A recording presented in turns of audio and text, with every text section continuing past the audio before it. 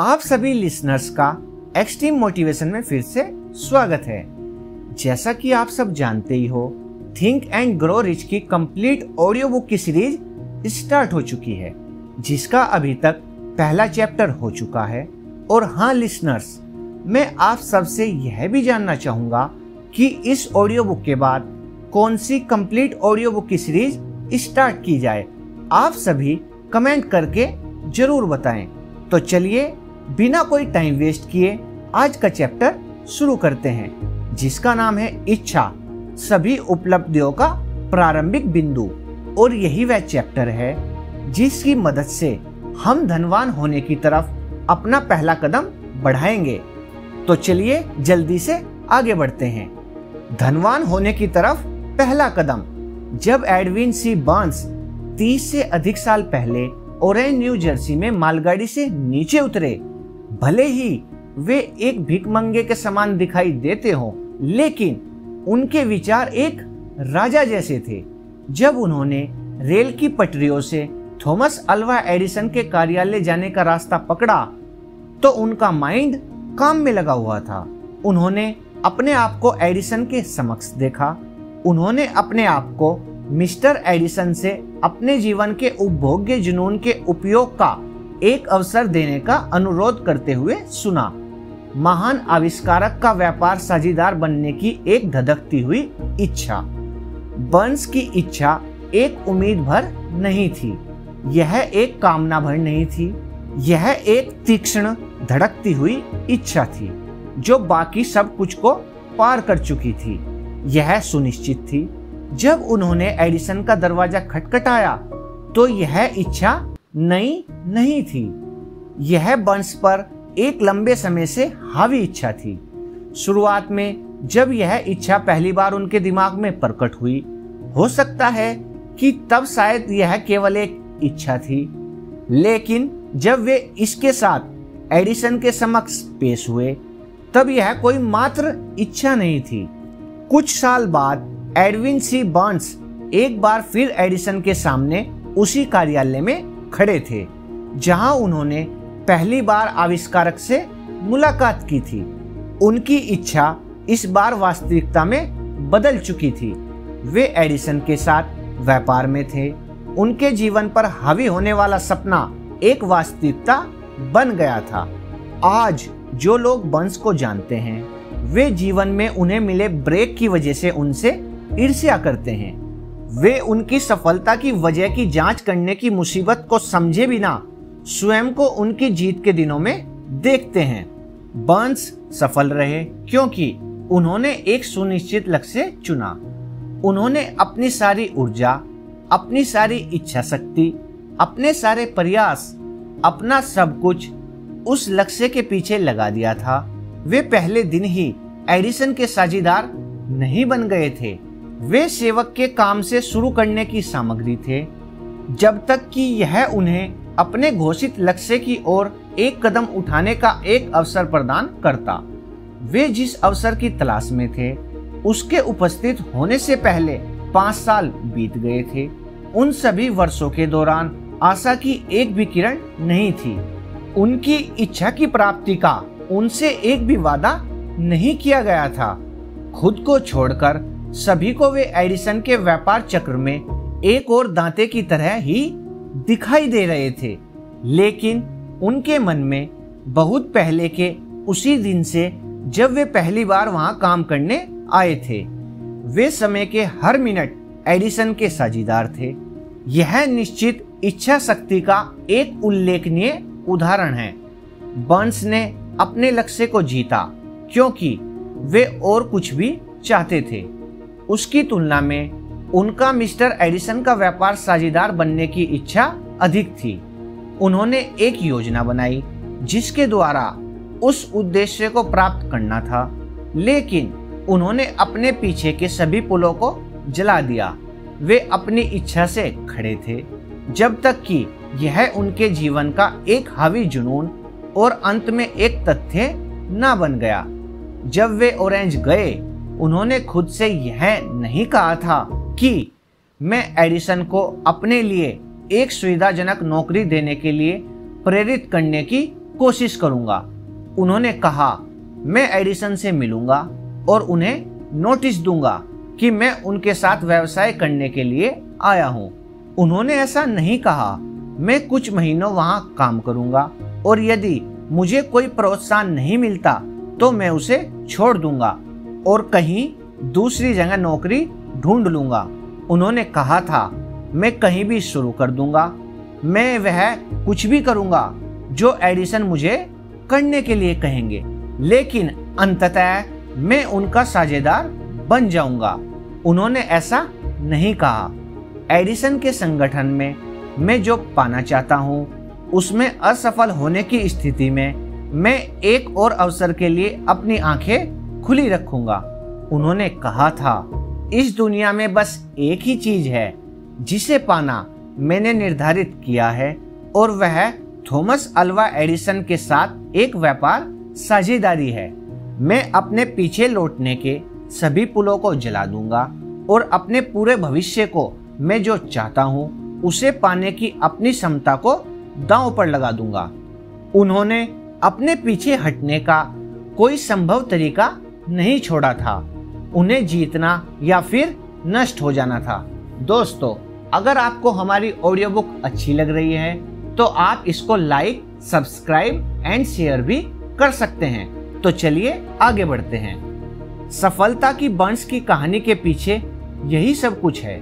बहुत समय पहले एक महान योद्धा को एक ऐसी स्थिति का सामना करना पड़ा जिसने उसके लिए एक निर्णय करना आवश्यक बना दिया जो युद्ध के मैदान में उसकी सफलता सुनिश्चित करता। वह अपनी सेनाओं को एक ऐसे शक्तिशाली दुश्मन के खिलाफ भेजने जा रहा था जिसके सैनिकों की संख्या अपने से कहीं अधिक थी। उसने अपने सैनिकों को नावों में सवार किया, दुश्मन के देश के लिए रवाना हुआ, सैनिकों और उपकरणों को उतारा। उसके बाद उन्हें लेकर आने वाली नावों को जलाने का आदेश दे दिया। पहली लड़ाई से पहले अपने सैनिकों को संबोधित करते हुए उसने कहा, आप नौकाओं से उठते हुए धुएं को देख रहे हैं। इसका मतलब है कि जब तक हम जीत नहीं जाते, हम इन्हीं तटों को जीवित रहते हुए नहीं छोड़ सकते। हमारे पास अब कोई विकल्प नहीं है। हम या तो जीतेंगे या हम नष्ट हो जाएंगे। और वे जीत गए। हर आदमी जो किसी भी उपक्रम में जीतता है अपने जहाजों को जलाने के लिए तैयार होता है और पीछे हटने के सभी स्रोतों को काट देता है। केवल ऐसा करके ही मन की उस अवस्था को बनाए रखने के बारे में सुनिश्चित हो सकता है जिसे सफलता के लिए आवश्यक जीतने की एक जलती हुई इच्छा के रूप में जाना जाता है। शिकागो में एक बड़ी आग लगने के बाद की सुबह व्यापारियों का एक समूह अपनी दुकानों से उठते हुए धुएं को देखते हुए स्टेट स्ट्रीट पर खड़ा था। वे यह तय करने के लिए कि क्या पुनः निर्माण करने की कोशिश करेंगे या शिकागो को छोड़ देंगे और देश के एक और अधिक आशाजनक हिस्से में शुरुआत करेंगे। वे एक सम्मेलन में गए। एक को छोड़कर वे सभी शिकागो छोड़ने के निर्णय पर पहुंच गए। वह व्यापारी जिसने वहीं रहने और पुनः निर्माण करने का फैसला किया था, अपनी दुकान के अवशेष की तरफ उंगली से इशारा किया और कहा, सज्जनों, उस स्थान पर मैं दुनिया की सबसे बड़ी दुकान का निर्माण करूंगा। मुझे कोई फर्क नहीं पड़ता कि यह कितनी बार जल जाती है। यह 50 से अधिक साल पहले हुआ था। दुकान बन गई थी। यह आज भी वहां खड़ी है, मन की उस अवस्था की शक्ति के एक विशाल स्मारक के रूप में, जिसे एक दहकती हुई इच्छा के रूप में जाना जाता है। मार्शल फील्ड के लिए करने में आसान वास्तव में वही होता जो उसके साथी व्यापारियों ने किया। जब जाना मुश्किल था और भविष्य निराशाजनक दिख रहा था तो वे वहां चले गए जहां जाना आसान लग रहा था। मार्शल फील्ड और अन्य व्यापारियों के बीच इस अंतर को अच्छी तरह से चिन्हित कर लें, क्योंकि यही एक अंतर है जो एडविन सी बर्न्स को एडिसन के संगठन में काम करने वाले अन्य हजारों युवकों से अलग करता है। यह वही अंतर है जो व्यवहारिक रूप से उन सभी को जो सफल होते हैं उन लोगों से अलग करता है जो असफल होते हैं। हर इंसान जो पैसे के प्रयोजन की समझ की उम्र तक पहुंचता है, इसको चाहता है। कामना धन नहीं लाएगी, बल्कि मन की एक अवस्था के साथ धन की कामना जब एक जुनून बन जाती है, तब निश्चित तरीके की योजना बनाना और धन प्राप्त करने के साधन और उन योजनाओं का ऐसी दृढ़ता के साथ समर्थन जो विफलता को नहीं पहचानता है, धन अवश्य लाएगा। वह विधि जिसके द्वारा धन की इच्छा को इसके वित्तीय समतुल्य में परिवर्तित किया जा सकता है, 6 निश्चित व्यवहारिक कदमों से गठित होती है। अर्थात पहला है, आप अपने मन में इच्छित पैसे की सटीक मात्रा तय करें। मैं बहुत पैसा चाहता हूँ, केवल यह कहना ही पर्याप्त नहीं है। इसे राशि के रूप में निश्चित करें। निश्चितता का एक मनोवैज्ञानिक कारण है जो बाद में एक अध्याय में वर्णित किया जाएगा। अगला पॉइंट है पॉइंट नंबर 2। आप इच्छित पैसे के बदले में वास्तव में क्या देने का इरादा रखते हैं, यह निर्धारित करें। कुछ नहीं से कुछ अच्छा जैसी कोई वास्तविकता नहीं है। अगला पॉइंट है पॉइंट नंबर 3। एक निश्चित तारीख निर्धारित करें जब आप इच्छित पैसे पाने का इरादा रखते हैं। अगला पॉइंट है पॉइंट नंबर 4। अपनी इच्छा क्रियान्वित करने की एक निश्चित योजना बनाएं और एक बार में शुरू कर दें, चाहे आप इस योजना को कार्रवाई में डाल देने को तैयार हो या नहीं। अगला पॉइंट है पॉइंट नंबर 5। आप पैसे की जो राशि प्राप्त करना चाहते हैं उसका एक संक्षिप्त बयान स्पष्ट रूप से लिखें। इसके अधिग्रहण की समय सीमा को नाम दें। पैसे के बदले में देने के लिए आपका इरादा क्या है बताएं और उस योजना का स्पष्ट रूप से वर्णन करें जिसके माध्यम से आप इसे जमा करना चाहते हैं। अगला पॉइंट है पॉइंट नंबर 6 और ये यहाँ का लास्ट पॉइंट है। अपना लिखित बयान दिन में 2 बार जोर से पढ़ें, एक बार रात में सोने से ठीक पहले और एक बार सुबह जागने के बाद। जब आप पढ़ें तो देखें और महसूस करें और अपने आप पर विश्वास करें कि पैसे पहले से ही आपके कब्जे में हैं। यह सभी पॉइंट्स बहुत ही महत्वपूर्ण हैं कि आप इन 6 वर्णों में वर्णित निर्देशों का पालन करें। यह विशेष रूप से महत्वपूर्ण है कि आप 6ठे अनुच्छेद में लिखे निर्देश का निरीक्षण और अनुसरण करें। आप शिकायत कर सकते हैं कि पैसे को अपने कब्जे में देखना, इससे पहले कि यह वास्तव में आपके पास हो, आपके लिए असंभव है। यही जगह है जहां एक धधकती हुई इच्छा आपकी मदद के लिए आएगी। यदि आप वास्तव में इतनी उत्सुकता से पैसे की इच्छा रखते हैं कि आपकी इच्छा एक जुनून बन जाती है, तो अपने आप को यह समझाने में आपको कोई कठिनाई नहीं होगी कि आप इसे हासिल करेंगे। लक्ष्य है पैसे चाहना और इसे पाने के लिए इतना दृढ़ संकल्प बनाना कि आप अपने आप को समझा सकें कि यह आपको प्राप्त होगा। केवल वे लोग जो धन सचेत बन गए हैं हमेशा भारी मात्रा में धन जमा करते हैं। धन सचेत का मतलब है कि मन धन की इच्छा से इतनी अच्छी तरह संतृप्त हो गया है कि व्यक्ति देख सकता है कि यह पहले से ही उसके स्वयं के कब्जे में है।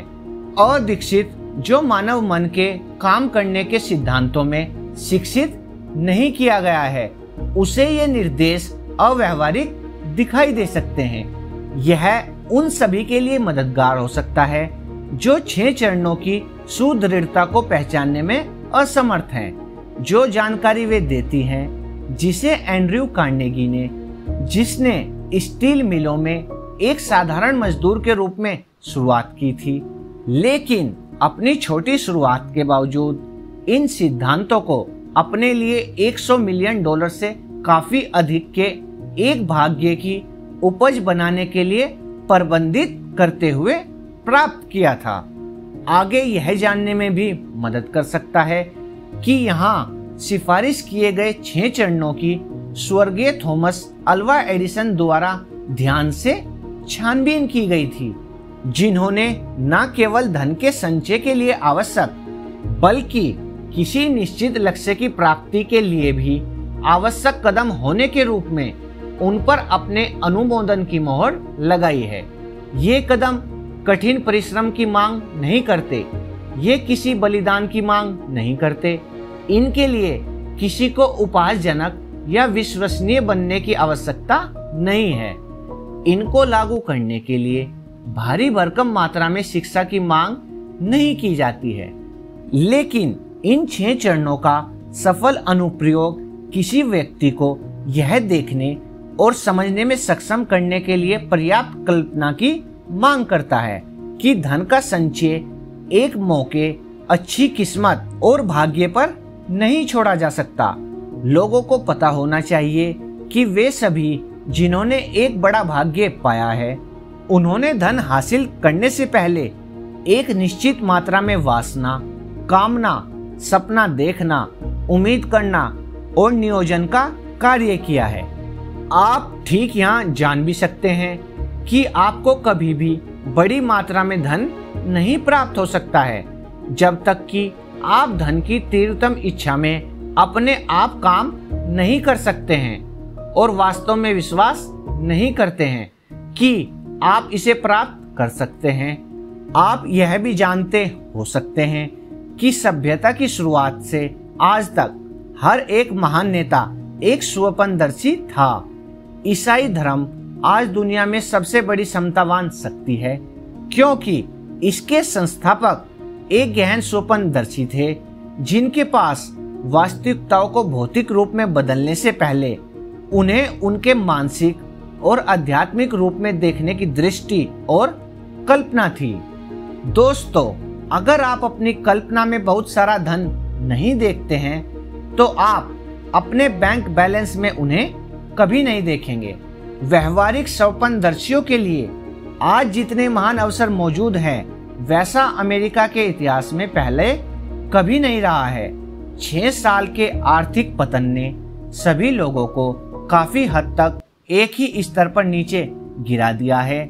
एक नई दौड़ लगभग शुरू होने वाली है। दांव उस विशाल किस्मत का प्रतिनिधित्व करता है जो अगले 10 वर्षों के भीतर संचित होगा। दौड़ के नियम बदल गए हैं क्योंकि अब हम एक बदली हुई दुनिया में रहते हैं जो कि निश्चित रूप से उस जनता के पक्ष में है जिनके पास अवसाद के दौरान मौजूदा परिस्थितियों में जब डर से वृद्धि और विकास को लकवा मार गया है, जीतने का कोई अवसर बहुत कम या लगभग नहीं है। हमें जो धन की इस दौड़ में शामिल है, यह जानने के लिए प्रोत्साहित किया जाना चाहिए कि यह बदली हुई दुनिया जिसमें हम रहते हैं, नए विचारों, काम करने के नए तरीके, नए नेताओं, नए आविष्कार, शिक्षण के नए तरीकों, नई पुस्तकें, नए साहित्य, रेडियो के लिए नई सुविधाओं, चलचित्र के लिए नए विचारों की मांग करती हैं। नए और बेहतर काम के लिए इन सभी मांगों के पीछे एक गुणवत्ता है जो किसी के पास जीत के लिए अवश्य होनी चाहिए, और वह है उद्देश्य की निश्चितता। वह क्या चाहता है का ज्ञान और उसे पाने की एक तीव्र इच्छा। व्यापार मंदी एक युग की मौत और एक अन्य का जन्म चिन्हित करती है। इस बदली हुई दुनिया को व्यवहारिक स्वप्नदर्शियों की आवश्यकता है जो कर सकते हैं और अपने सपनों को कार्रवाई में लगा देंगे। व्यवहारिक स्वप्नदर्शी हमेशा सभ्यता के प्रतिमान निर्माता रहे हैं और हमेशा रहेंगे। हम जिनकी धन जमा करने की इच्छा है, उनको याद रखना चाहिए कि दुनिया के असली नेता हमेशा वे लोग रहे हैं जिन्होंने अजन्मे अवसर के अमूर्त अनदेखी शक्तियों का दोहन किया और व्यवहारिक उपयोग में लाए हैं, और उन शक्तियों को गगनचुंबी इमारतों, शहरों, कारखानों, हवाई जहाज, ऑटोमोबाइल और सुविधा के हर ऐसे रूप में बदल दिया है जो जीवन को अधिक सुखद बनाता है। सहिष्णुता और खुले दिमाग का होना आज के स्वप्नदर्शियों की व्यवहारिक आवश्यकताएं हैं। वे लोग जो नई अवधारणाओं से डरते हैं वे शुरुआत करने से पहले ही बर्बाद हो जाते हैं। अग्रदूतों के लिए वर्तमान की तुलना में एक अधिक अनुकूल समय कभी नहीं आया। यह सच है कि ढकी गाड़ियों के दिनों की तरह विजय प्राप्त करने के लिए वहां कोई जंगली और भेड़िया धसान वाला पश्चिम नहीं है, बल्कि पुनर्निर्मित और नए बेहतर रास्ते पर पुनः निर्देशित किए जाने के लिए एक विशाल व्यापारिक, वित्तीय और औद्योगिक दुनिया है।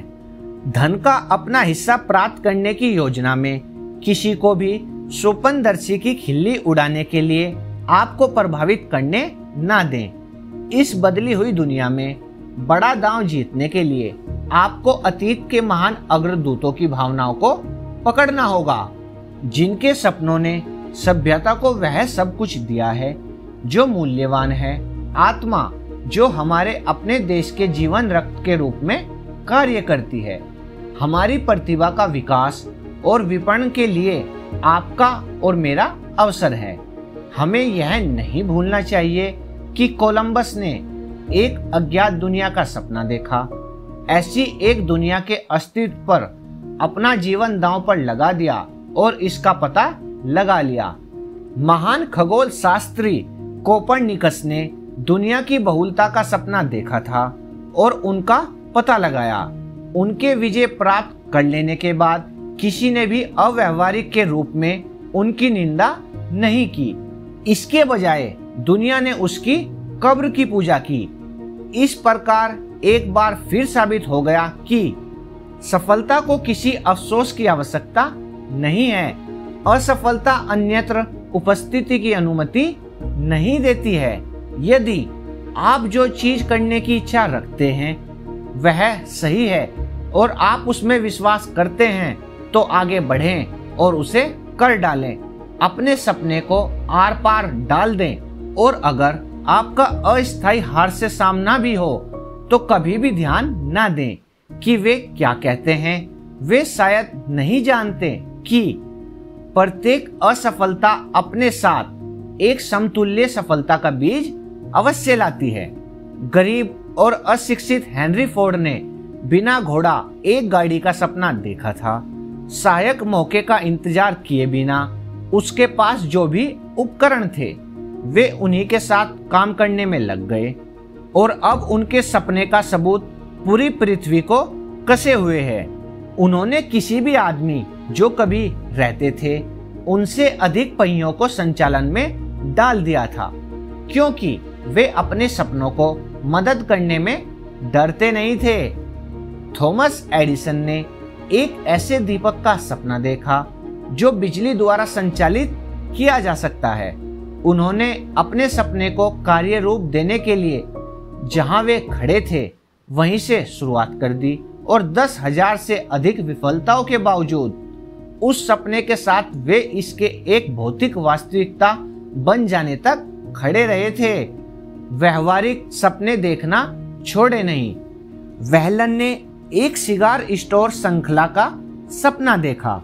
उन्होंने अपने सपने को कार्रवाई में बदल दिया और अब संयुक्त सिगार स्टोर का अमेरिका के शीर्ष नुक्कड़ों पर कब्जा है। अब्राहम लिंकन ने काले दासों के लिए आजादी का सपना देखा। उन्होंने अपने सपने को कार्रवाई में बदल दिया और संयुक्त उत्तर और दक्षिण को उनके सपने को हकीकत में बदलते हुए जीवित रहते हुए देखने से बड़ी मुश्किल से चूके। राइट बंधुओं ने एक मशीन का सपना देखा जो कि हवा में उड़ पाएगी। अब आप उसके सबूत सारी दुनिया में देख सकते हैं कि उन्होंने सही सपना देखा था। मार्कोनी ने वायु की अमूर्त शक्तियों को काम में लाने की एक प्रणाली का सपना देखा। उसने सपना व्यर्थ में नहीं देखा था। यह साक्ष्य दुनिया में हर वायरलेस और रेडियो में पाया जा सकता है। इसके अलावा मार्कोनी का सपना सबसे मनोरम केबिन और साथ ही साथ सबसे आलीशान हवेली लाया। इसने पृथ्वी पर हर देश के लोगों को पड़ोसी बना दिया। इसने संयुक्त राज्य अमेरिका के राष्ट्रपति को एक माध्यम दे दिया जिसके द्वारा वे एक ही समय में कम समय के नोटिस पर अमेरिका के सभी लोगों से बात कर सकते हैं। आपको शायद यह जानना रुचिकर लगे कि जब उसने यह घोषणा की कि उसने एक सिद्धांत की खोज कर ली है जिसके माध्यम से वह तारों की सहायता या संचार के प्रत्यक्ष भौतिक साधन के बिना हवा के माध्यम से संदेश भेज सकता है, तो मार्कोनी के दोस्त उसे अपनी निगरानी में ले गए थे और एक मनोरोगी अस्पताल में जांच करवाई थी। आज के स्वप्नदर्शी बहुत अच्छी स्थिति में रहते हैं। दुनिया नई खोजों की आदी हो गई है, बल्कि इसने उन स्वप्नदर्शियों को पुरस्कृत करने की इच्छा दिखाई है जो दुनिया को एक नया विचार देते हैं। सबसे बड़ी उपलब्धियां सबसे पहले और थोड़े समय के लिए सिर्फ एक सपना ही थी। बरगद का पेड़ अपने बीज में सोता है, पक्षी अंडे में इंतजार करते हैं और एक जागृत देवदूत आत्मा की सर्वोच्च सृष्टि में कैद रहता है। ऑथर कहते हैं सपने हकीकत की पौध हैं। दुनिया के स्वप्नदर्शियों, तुम जागो, खड़े हो जाओ और दृढ़ता से कहो तुम्हारा सितारा अब प्रभुत्व में है। दुनिया की मंदी आपके लिए वह अवसर लेकर आई है जिसका आप इंतजार कर रहे थे। इसने लोगों को विनम्रता, सहिष्णुता और उदारता सिखाई है। दुनिया अवसरों की बहुतायत से भरी हुई है जो अतीत के स्वप्नदर्शियों को कभी पता नहीं थी। बनने और करने की एक तीव्र इच्छा शुरुआती बिंदु है जहां से स्वप्नदर्शियों को उड़ान भरनी चाहिए। सपने उदासीनता, आलस्य या महत्वाकांक्षा की कमी की वजह से पैदा नहीं होते हैं। दुनिया अब सपने देखने वालों का मखौल नहीं उड़ाती है और न ही उसे अव्यावहारिक कहती है। यदि आपको लगता है कि यह ऐसा करती है तो टेनेसी का एक दौरा कीजिए और इसकी गवाही दीजिए कि एक सपने देखने वाले राष्ट्रपति ने अमेरिका की महान जल शक्ति का उपयोग करने और उसे काम में लाने की राह में क्या किया है। बहुत वर्ष पहले इस तरह का एक सपना पागलपन की तरह ही लगता। आप निराश हो चुके हैं, आप मंदी के दौरान हार से गुजर चुके हैं। आपने अपने भीतर स्थित महान दिल को इसके लहूलुहान होने तक कुचला जाता महसूस किया है। साहस करें, क्योंकि इन अनुभवों ने आध्यात्मिक धातु जिससे आप बने हैं उसे लचीला बना दिया है। वे अतुल्य मूल्यों की संपत्ति है। यह भी याद रखें कि वे सभी लोग जो जीवन में सफल होते हैं एक बुरी शुरुआत करते हैं और पहुंचने से पहले कई शोकाकुल संघर्षों से होकर गुजरते हैं। सफल लोगों के जीवन में महत्वपूर्ण मोड़ आमतौर पर कुछ संकट के क्षणों में आते हैं जिसके माध्यम से वे अपने अन्य स्वयं से परिचित होते हैं। जॉन बेनियोन को धर्म के विषय पर अपने विचार के कारण जेल में डाल दिया गया और कष्टदायी रूप से दंडित किया गया, जिसके बाद उसने तीर्थयात्री की प्रगति लिखी जो बेहतरीन अंग्रेजी साहित्य में से एक है। ओ हेनरी को ओहियो कोलंबस में एक जेल की कोठरी में कैद कर लिया गया और इस बड़े दुर्भाग्य को सहने के बाद ही उसने उस प्रतिभा की खोज की जो उसके माइंड के भीतर सोई हुई थी। दुर्भाग्य से मजबूर होकर अपने अन्य स्वयं से परिचित होकर और अपनी कल्पना का प्रयोग करते हुए उसने एक दुखी अपराधी और निर्वासित होने के बजाय एक महान लेखक के रूप में अपनी खोज की। जीवन के तरीके अजीब और विविध हैं और अनंत बुद्धिमत्ता के तरीके तो अब और भी अधिक अजीब हैं, जिससे कभी कभी आदमी को कल्पना के माध्यम से उपयोगी विचार पैदा करने के लिए अपने स्वयं के दिमाग और अपनी स्वयं की क्षमता की खोज से पहले सभी प्रकार की सजाओं से गुजरने के लिए मजबूर होना पड़ता है। एडिसन दुनिया का सबसे बड़ा आविष्कारक और वैज्ञानिक एक आवारा टेलीग्राफ ऑपरेटर था और आखिरकार अपने माइंड के भीतर सोई हुई प्रतिभा की खोज करने के लिए प्रेरित होने से पहले वह अनगिनत बार विफल रहा था। चार्ल्स डिकेंस ने पॉलिश किए हुए बर्तनों पर लेबल चिपकाने से शुरुआत की थी। उससे पहले प्रेम की त्रासदी ने उसकी आत्मा को गहरे तक भेद दिया था और सही मायने में उसे दुनिया के महान लेखकों में बदल दिया। उस त्रासदी ने पहले डेविड कॉपरफील्ड फिर अन्य कार्यों के सिलसिले की उत्पत्ति की, जिन्होंने इसे और समृद्ध और उन सभी के लिए एक बेहतर दुनिया बना दिया जिन्होंने उसकी किताबें पढ़ी। प्रेम संबंधों को लेकर निराशा में आमतौर पर पुरुषों को पीने के लिए प्रेरित करने और महिलाओं को बर्बाद करने का प्रभाव होता है। यह इसलिए है क्योंकि ज्यादातर लोग अपनी मजबूत भावनाओं को एक रचनात्मक प्रकृति के सपनों में परिवर्तित करने की कला कभी नहीं सीखते हैं। हेलन किलर जन्म के फौरन बाद बहरी, गूंगी और अंधी हो गई। उसके सबसे बड़े दुर्भाग्य के बावजूद उसने सर्वोत्कृष्ट के इतिहास के पन्नों में अमिट रूप से अपना नाम लिखा है। उसके पूरे जीवन ने सबूत के रूप में कार्य किया है कि कोई भी कभी भी नहीं हराया जा सकता जब तक हार को वास्तविकता के रूप में स्वीकार न किया जाए। रॉबर्ट बर्न्स एक अनपढ़ ग्रामीण लड़का था। वह गरीबी से शापित था और इसके साथ साथ वह एक शराबी के रूप में बड़ा हुआ था। दुनिया उसके रहने के कारण एक बेहतर जगह बन गई थी क्योंकि उसने कविता में सुंदर विचारों को पिरोया था। इस तरह उसने एक कांटा तोड़ा और इसकी जगह पर एक गुलाब लगा दिया था। बुकर टी वॉशिंगटन जाति और रंग से विकलांग गुलामी में पैदा हुए थे क्योंकि वे सहिष्णु थे। सभी विषयों पर उनके विचार खुले थे और वे एक स्वयंदर्शी इंसान थे। उन्होंने एक पूरी नस्ल पर सदा के लिए अपनी अच्छी छाप छोड़ी।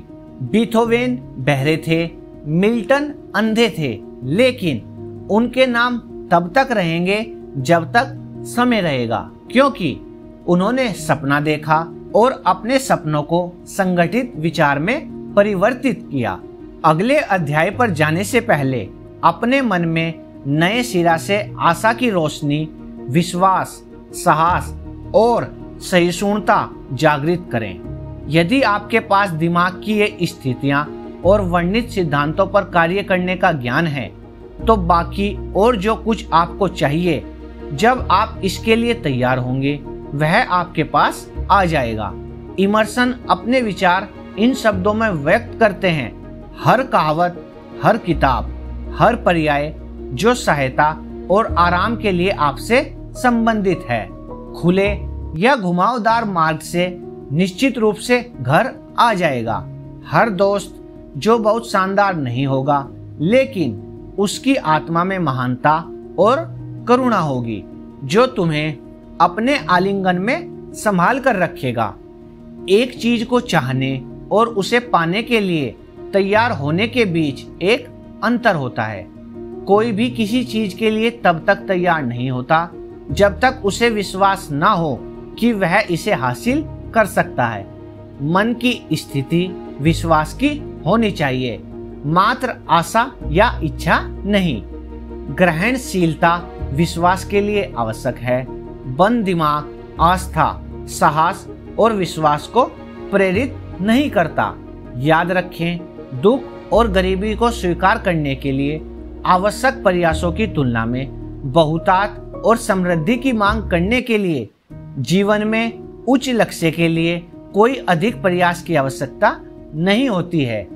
एक महान कवि ने इस सार्वभौमिक सत्य को सही ढंग से इन लाइनों के माध्यम से कहा है। दोस्तों, ये वाली लाइन भी बहुत इंटरेस्टिंग होने वाली है, तो चलिए आगे बढ़ते हैं। मैंने जीवन से एक पैसे के लिए सौदेबाजी की और जीवन ने कुछ भी अधिक का भुगतान नहीं किया। हालांकि मैंने शाम को विनती की जब मैंने अपने अल्प संचय की गिनती की, क्योंकि जीवन सिर्फ एक मालिक है, वह वही देता है जो आप मांगते हैं।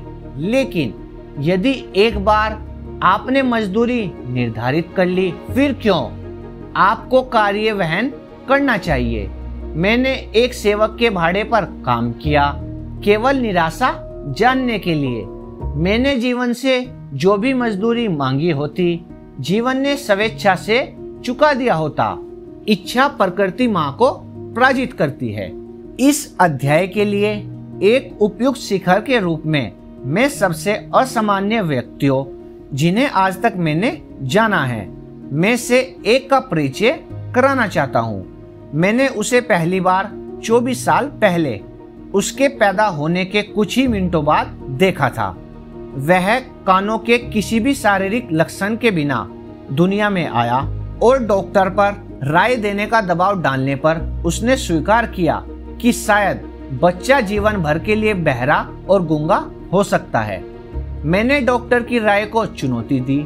मुझे ऐसा करने का अधिकार था। मैं बच्चे का पिता था।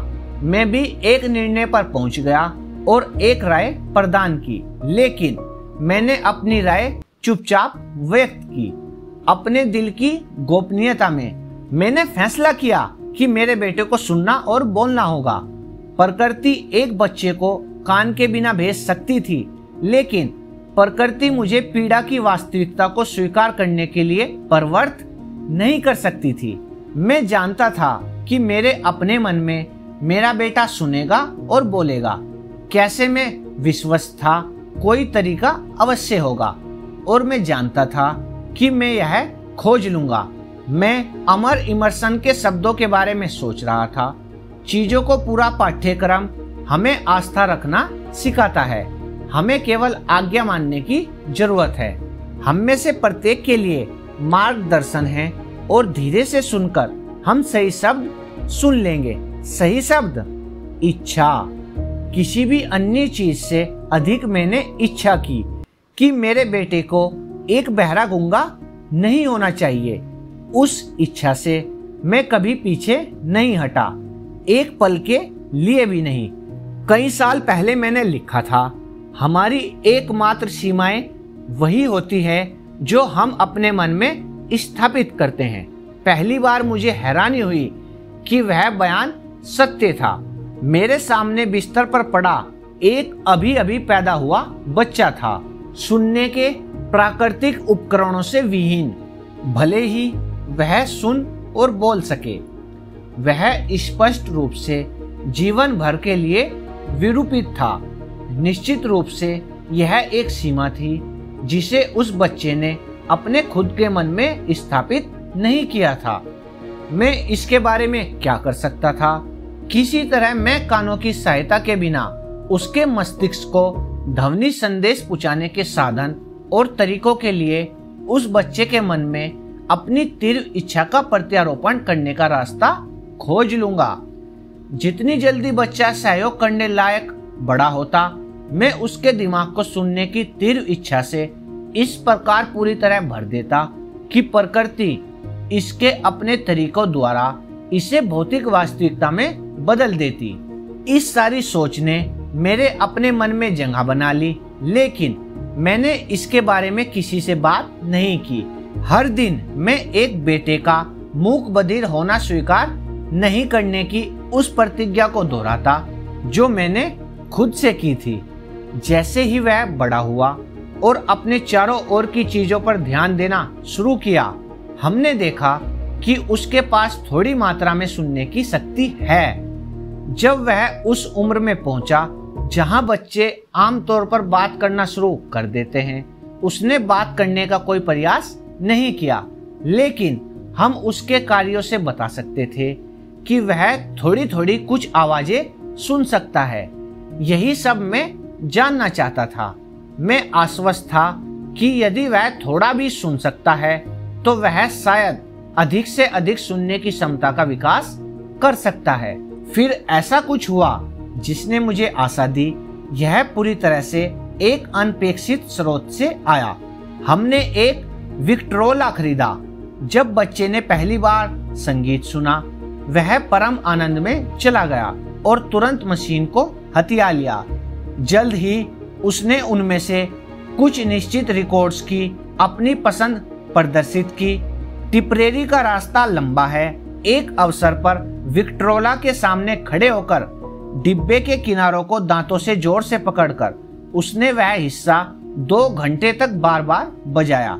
उसकी इस स्वयं बनाई गई आदत का महत्व हमें कई सालों बाद तक स्पष्ट नहीं हो पाया था, क्योंकि हमने उस समय तक ध्वनि के अस्थायी चालन के सिद्धांत के बारे में कभी नहीं सुना था।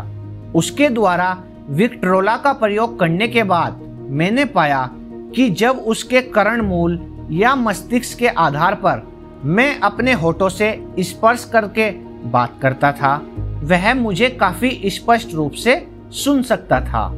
इन खोजों ने मेरे अधिकार में वह आवश्यक माध्यम दे दिया जिसके द्वारा मैंने अपने बेटे की सुनने और बोलने की क्षमता के विकास में मदद करने के लिए अपनी तीव्र इच्छा को वास्तविकता में बदलना शुरू किया। उस समय तक वह कुछ निश्चित शब्दों को बोलने की कोशिश कर रहा था। यह दृष्टिकोण हिम्मत बढ़ाने से कोसों दूर था, लेकिन विश्वास द्वारा समर्थित इच्छा असंभव जैसा कोई शब्द नहीं जानती है। यह निर्धारित करने के बाद कि वह मेरी आवाज स्पष्ट रूप से सुन सकता है, मैंने सुनने और बोलने की इच्छा को तुरंत ही उसके दिमाग में भेजना शुरू कर दिया। मैंने जल्द ही खोज लिया कि बच्चे को सोने के समय की कहानियों में मजा आता था, तो मैं उसमें आत्मनिर्भरता, कल्पना और सुनने और सामान्य रहने की एक गहरी इच्छा के विकास के लिए बनाई गई कहानियों के सर्जन के लिए काम करने लगा। विशेषकर एक कहानी थी जिसे मैंने हर बार जब भी यह सुनाई कुछ नया और नाटकीय रंग देकर जोड़ दिया। इसका प्रारूप उसके दिमाग में यह विचार रोपित करने के लिए तैयार किया गया कि उसका दुख एक दायित्व नहीं बल्कि बहुत अधिक मूल्यवान एक परिसंपत्ति था। इस तथ्य के बावजूद कि सारा दर्शन जिसकी मैंने जांच की थी स्पष्ट रूप से संकेत दिया कि हर विपरीत परिस्थिति अपने साथ एक बराबर श्रेष्ठता के बीज लाती है, मुझे यह अवश्य ही स्वीकार करना चाहिए कि मुझे इसका जरा सा भी अंदाजा नहीं था कि यह दुख कभी एक परिसंपत्ति कैसे बन सकता है। हालांकि मैंने सोने के समय की कहानियों में दर्शन लपेटने का अपना अभ्यास जारी रखा, इस उम्मीद में कि वह समय आएगा जब वह कोई योजना बना लेगा जिसके द्वारा उसकी असमता से किसी उपयोगी उद्देश्य को पूरा करवाया जा सकेगा। मुझे स्पष्ट रूप से कारण बताया गया था कि कानों और सुनने की प्राकृतिक क्षमता की कमी की कोई पर्याप्त प्रतिपूर्ति नहीं थी। विश्वास द्वारा समर्थित इच्छा ने कारण को एक तरफ धकेल दिया और मुझे जारी रखने के लिए प्रेरित किया। मैं जैसे ही पीछे मुड़कर अनुभव का विश्लेषण करता हूँ, तो अब मैं देख सकता हूँ कि मुझमें मेरे बेटे की आस्था का आश्चर्यजनक परिणाम के साथ बहुत गहरा संबंध था। मैंने उसको जो भी बताया उस पर उसने कोई सवाल नहीं किया। मैंने उस पर यह विचार थोप दिया कि उसके पास अपने बड़े भाई की तुलना में एक विशिष्ट बढ़त है और यह बढ़त कई मायनों में खुद को दर्शाएगी। उदाहरण के लिए स्कूल में शिक्षक जब देखेंगे कि उसके कान नहीं हैं, तो इसका कारण वे उसका विशेष ध्यान रखेंगे और उससे असाधारण दयालुता के साथ व्यवहार करेंगे जो वे हमेशा करते हैं। उसकी माँ ने शिक्षकों से बात करके और उनके साथ बच्चे पर आवश्यक अतिरिक्त ध्यान देने की व्यवस्था करके वह सब देखा है। मैंने उसे यह विचार भी दिया कि जब वह अखबारों को बेचने लायक बड़ा बन जाएगा, उसका बड़ा भाई पहले से ही एक अखबार का व्यापारी बन गया था, तब उसके पास अपने भाई पर बड़ी बढ़त होगी। इस वजह से कि लोग देख सकेंगे कि इस तथ्य के बावजूद कि उसके कान नहीं थे, वह एक उज्जवल मेहनती लड़का था। वे उसे उसके सामान के लिए अतिरिक्त पैसे का भुगतान करेंगे। हम देख सकते थे कि धीरे धीरे बच्चे की सुनने की क्षमता में सुधार हो रहा है। इसके अलावा अपने दुख के कारण उसके पास स्वयं के प्रति सजग होने की थोड़ी सी भी प्रवृत्ति नहीं थी। जब वह 7 साल का था तो उसने पहली बार यह सबूत दिया कि उसके दिमाग की सर्विसिंग का हमारा तरीका सफल हो रहा था। कई महीनों तक उसने समाचार पत्रों की बिक्री के विशेषाधिकार के लिए विनती की, लेकिन उसकी माँ अपनी सहमति नहीं देती थी। उसे डर था कि उसके बहरेपन ने उसके लिए अकेले सड़क पर जाना असुरक्षित बना दिया था। अंत में उसने मामला अपने खुद के हाथों में ले लिया। एक दोपहर जब उसे नौकरों के साथ घर पर छोड़ दिया गया था, वह रसोई घर की खिड़की पर चढ़ा, हाथ पैरों के सहारे जमीन पर गया और अपने आप निकल पड़ा। उसने पड़ोस के मोची से कार्य पूंजी के लिए 6 सेंट उधार लिए, इसे अखबारों में निवेश किया, बेचा, पुनः निवेश किया और देर शाम तक दोहराता रहा। शेष निकालने और अपने बैंकर से उधार लिए गए 6 सेंट वापस करने के बाद उसे 42 सेंट का शुद्ध लाभ हुआ था। जब उस रात हम घर आए तो हमने उसे अपने हाथ में कसकर पैसा पकड़े अपने बिस्तर में सोते हुए पाया। उसकी माँ ने उसका हाथ खोला, सिक्के हटाए और रोई। सब मिलाकर अपने बेटे की पहली जीत पर रोना बहुत अनुचित लगा। मेरी प्रतिक्रिया उल्टी थी। मैं दिल से हंसा क्योंकि मैं जानता था कि बच्चे के मन में खुद में विश्वास का रवैया स्थापित करने का मेरा प्रयास सफल हो चुका था।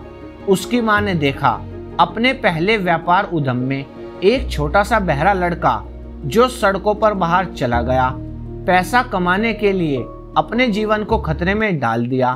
मैंने एक बहादुर, महत्वाकांक्षी, आत्मनिर्भर छोटे व्यापारी को देखा जिसकी स्वयं में प्रतिष्ठा 100% बढ़ गई थी क्योंकि उसने स्वयं की पहल पर व्यापार किया था और जीत हासिल की थी। इस कार्रवाई ने मुझे खुश कर दिया क्योंकि मैं जानता था कि उसने साधन संपन्नता की विशेषता का सबूत दिया था जो जीवन भर उसके साथ रहता। इसके बाद की घटनाओं ने इसे सच साबित कर दिया। जब उसका बड़ा भाई कुछ चाहता था, वह फर्श पर लेट जाता, हवा में अपने पैर मारता, उसके लिए रोता और उसे पा लेता। जब छोटा बहरा लड़का कुछ चाहता तो पैसे कमाने की एक योजना बनाता, फिर स्वयं इसे खरीद लेता। वह अभी भी इस योजना का पालन करता है। सच में मेरे अपने ही बेटे ने मुझे सिखाया है कि असमता को प्रारंभिक प्रयासों में परिवर्तित किया जा सकता है, जिस पर वे कुछ योग्य लक्ष्य की ओर चढ़ाई कर सकते हैं, जब तक वे बाधाओं के रूप में स्वीकार नहीं किए जाते और बहानों के रूप में उपयोग नहीं किए जाते हैं। छोटा बहरा लड़का सिवा उनके पास से जोर से चिल्लाने के अपने शिक्षकों को सुन पाने में सक्षम हुए बिना कक्षाओं, उच्च विद्यालय और कॉलेज से गुजरा। वह बधिरों के स्कूल नहीं गया। हम उसे संकेत भाषा सीखने की अनुमति नहीं देते थे। हम दृढ़ थे कि वह एक सामान्य जीवन जिए और सामान्य बच्चों के साथ मिले और हम उस निर्णय का समर्थन करते रहे। हालांकि स्कूल अधिकारियों के साथ हमें कई गर्म बहसों की कीमत चुकानी पड़ी। जब वह हाई स्कूल में था, उसने एक विद्युतीय श्रवण सहायता यंत्र प्रयोग करने की कोशिश की, लेकिन यह उसके किसी काम का नहीं था। जो हम विश्वास करते थे कि एक स्थिति के कारण था, जिसका खुलासा डॉक्टर जे गॉर्डन विल्सन ने तब किया जब बच्चा 6 साल का था और उन्होंने बच्चे के सिर के एक तरफ का ऑपरेशन किया था और पाया कि प्राकृतिक सुनवाई के उपकरण का कोई संकेत नहीं था। कॉलेज में अपने अंतिम सप्ताह के दौरान ऑपरेशन के 18 साल बाद कुछ हुआ जो उनके जीवन का सबसे महत्वपूर्ण मोड़ बना। मात्र एक मौका प्रतीत होने वाली चीज के माध्यम से उसने एक अन्य विद्युतीय श्रवण सहायता यंत्र हासिल किया जो उसके पास परीक्षण के तौर पर भेजा गया था।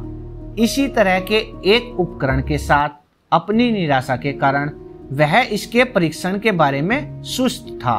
अंत में उसने यंत्र उठाया और लगभग लापरवाही से अपने सिर पर रखा, बैटरी जोड़ी और देखो, जादू के एक ही झटके से मानो सामान्य सुनने की उसकी आजीवन की इच्छा एक वास्तविकता बन गई। अपने जीवन में पहली बार उसने व्यवहारिक रूप से, साथ ही सामान्य सुनने वाले किसी भी व्यक्ति के रूप में सुना। ईश्वर अपने चमत्कारों का प्रदर्शन करने रहस्यमय तरीके से चला आता है।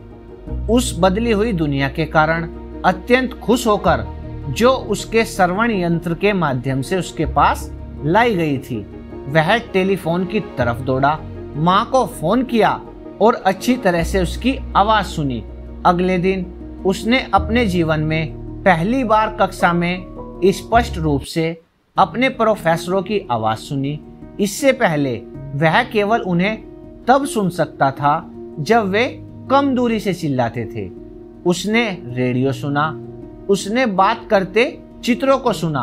अपने जीवन में पहली बार उनकी जोर जोर से बात करने की आवश्यकता के बिना वह अन्य लोगों के साथ स्वतंत्र रूप से बातचीत कर सकता था। सच में उसने एक बदली हुई दुनिया हासिल कर ली थी। हमने प्रकृति की त्रुटि को स्वीकार करने से मना कर दिया था और लगातार इच्छा से, मात्र उपलब्ध व्यवहारिक साधनों के माध्यम से हमने प्रकृति को वह त्रुटि सही करने के लिए प्रवृत्त किया था। इच्छा ने लाभांश का भुगतान करना शुरू कर दिया था, लेकिन जीत अभी तक पूरी नहीं हुई थी। लड़के को अभी भी अपनी असमता को एक बराबर गुण में परिवर्तित करने के लिए एक निश्चित और व्यवहारिक तरीका खोजना था। शायद ही पहले से ही प्राप्त हो चुकी चीज के महत्व का एहसास करके, लेकिन अपनी नई खोजी आवाज की दुनिया की खुशी के नशे में धुत हो, उत्साह से अपने अनुभव का वर्णन करते हुए उसने श्रवण यंत्र के निर्माता को एक पत्र लिखा। उसके पत्र में किसी बात ने, जो शायद पंक्तियों में नहीं लिखी गई थी पर उनके पीछे छिपी हुई थी, कंपनी ने उसे न्यूयॉर्क आमंत्रित करने को विवश किया। जब वह पहुंचा तो उसे कारखाने में ले जाया गया और मुख्य अभियंता के साथ बात करते समय अपनी बदली हुई दुनिया के बारे में बताते हुए एक विचार या एक प्रेरणा, जो चाहे कहें, उसके दिमाग में कौंध दी। यह इस विचार का आवेग था जिसने उसके दुख को एक खूबी में परिवर्तित कर दिया, जिससे आने वाले समय में हजारों को पैसे और खुशी दोनों में लाभांश का भुगतान करना निर्धारित था। उस विचार के आवेग का तात्पर्य यह था, यह उसके साथ हुआ कि वह लाखों लोगों की, जो सुनने के उपकरणों के लाभ के बिना जीवन गुजारते हैं, मदद कर सके।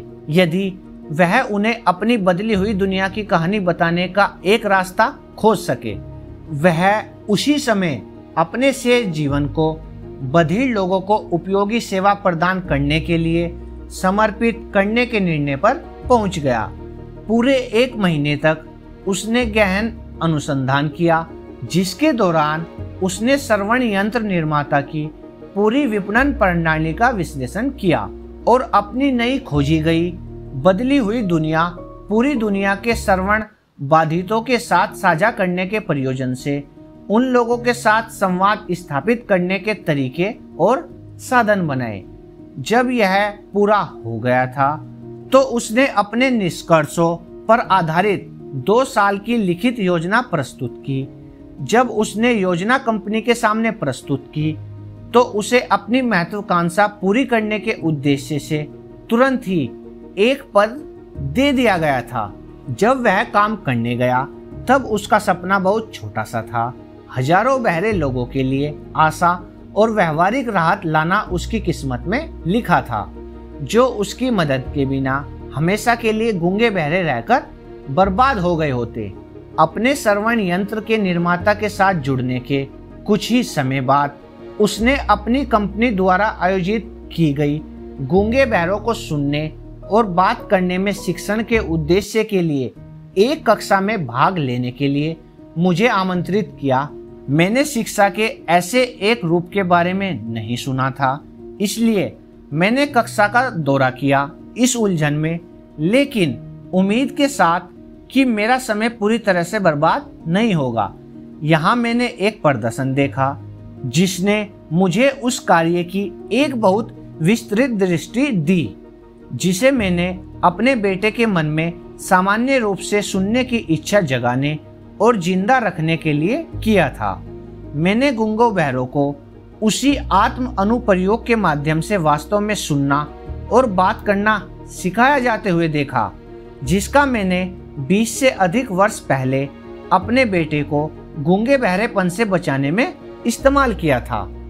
इस प्रकार भाग्य के पहिए के कुछ अजीब मोड़ के माध्यम से मेरे बेटे ब्लेयर और मेरी किस्मत में अभी तक अजन्मे लोगों के गूंगे बहरेपन को सही करने में सहायता करने के लिए नियत कर दिया गया है। जहां तक मुझे पता है, केवल हम ही वे जीवित इंसान हैं जिन्होंने यह तथ्य निश्चित रूप से स्थापित किया है कि इस बीमारी से पीड़ित लोगों का गूंगा बहरापन सामान्य जीवन बहाल करने की हद तक सुधारा जा सकता है। इसे एक के लिए किया गया है और अब दूसरों के लिए किया जाएगा। मेरे मन में कोई शक नहीं है कि ब्लेयर जीवन भर एक मूक बधिर ही रह गया होता यदि उसकी माँ और मैं उसके मन को उस तरह ढालने में कामयाब नहीं हुए होते जैसा हमने किया था। उसके जन्म के समय देखभाल करने वाले डॉक्टर ने गोपनीय रूप से हमें बताया था कि बच्चा कभी भी सुन या बोल नहीं सकेगा। कुछ हफ्ते पहले इस तरह के मामलों पर एक प्रख्यात विशेषज्ञ डॉक्टर इरविंग वुरहिस ने ब्लेयर की बहुत अच्छी तरह से जांच की थी। जब उन्होंने जाना कि मेरा बेटा अब कितनी अच्छी तरह से सुनता और बोलता है तो वे बहुत चकित हुए थे और कहा कि उनके परीक्षणों ने संकेत दिया था सैद्धांतिक रूप से बच्चा सुनने के लिए बिल्कुल भी सक्षम नहीं होना चाहिए, लेकिन बालक सुनता है। एक्सरे तस्वीरों में दिख रहे इस तथ्य के बावजूद कि उसकी खोपड़ी में वह छेद नहीं है जहां से उसके कान मस्तिष्क से जुड़े होने चाहिए। जब मैंने उसको दिमाग में सुनने, बात करने और एक सामान्य व्यक्ति की तरह रहने की इच्छा को रोका था, तो उस आवेग के साथ कुछ अनजाने प्रभाव उत्पन्न हुए जिसने प्रकृति को उसके मस्तिष्क और बाहरी दुनिया के बीच सेतु निर्माता बनने और मौन की खाई को जोड़ने के लिए कुछ ऐसे तरीके से प्रेरित किया जिसकी व्याख्या करने में चिकित्सा विशेषज्ञ भी सक्षम नहीं है। प्रकृति इस चमत्कार का प्रदर्शन कैसे करती है, इसका यहाँ तक अनुमान लगाना भी मेरे लिए अपवित्रीकरण होगा। इस अजनबी अनुभव से मैंने जो ग्रहण किया उसका जितना विनम्र भाग मैं जानता हूँ, अगर उसे दुनिया को बताने को मैंने उपेक्षित किया तो वह असभ्य होगा। अपना विश्वास बताना मेरा कर्तव्य और एक सौभाग्य की बात है, जो बिना कारण नहीं है कि उस व्यक्ति के लिए कुछ भी असंभव नहीं है जो चिर स्थायी विश्वास के साथ इच्छा के पीछे खड़ा है। वास्तव में एक ज्वलंत इच्छा अपने को बड़े ही कुटिल तरीके से अपने भौतिक समतुल्य में परिवर्तित कर लेती है। ब्लेयर की इच्छा सामान्य श्रवण शक्ति की थी, अब उसके पास यह है। वह एक ऐसी विकलांगता लेकर पैदा हुआ था जो किसी कम परिभाषित इच्छा वाले को बड़ी आसानी से भीख मांगने का कटोरा लेकर सड़क पर भेज सकती थी। वही विकलांगता अब उसे पर्याप्त वित्तीय मदद पर उसके शेष जीवन भर उपयोगी रोजगार देने में माध्यम के रूप में सेवा करने का वादा करती है, जिसके द्वारा वह लाखों बहरे लोगों के लिए भी उपयोगी सेवा प्रस्तुत करेगा। जब वह एक बच्चा था, उसे यह विश्वास दिलाने के द्वारा कि उसका दुख एक महान परिसंपत्ति बन जाएगा जिसे वह भुना सकता है, मैंने उसके मन में एक छोटा सफेद झूठ रोप दिया जिसने अपने आप को उचित ठहराया है। वास्तव में वहां कुछ भी सही या गलत नहीं है जिसे विश्वास साथ में ज्वलंत इच्छा व वास्तविकता नहीं बना सकते। ये गुण हर किसी को मुफ्त में उपलब्ध हैं। उन पुरुषों और महिलाओं के साथ जिनकी व्यक्तिगत समस्या थी पेश आने में अपने पूरे अनुभव में मैंने एक भी ऐसा मामला कभी नहीं संभाला जो अधिक निश्चित रूप से इच्छा की शक्ति को दर्शाता हो। लेखक कभी कभी उन विषयों के लेखन की गलती कर जाते हैं जिनका उन्हें सतही या बहुत ही प्रारंभिक ज्ञान होता है।